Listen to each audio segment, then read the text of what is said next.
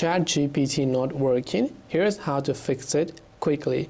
Now first, this depends upon whether you're using the ChatGPT app or whether you are using ChatGPT on your browser, because if you're using on browser, chances could be the browser issue. You might want to clear the cache files and data of the browser.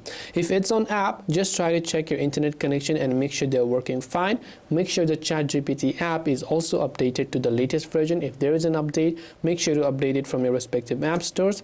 Next, if you're using on mobile phone on Android, long press on the ChatGPT app icon. This can be done on any Android phone, where you'll find the I button that looks like this, which is the app info tab.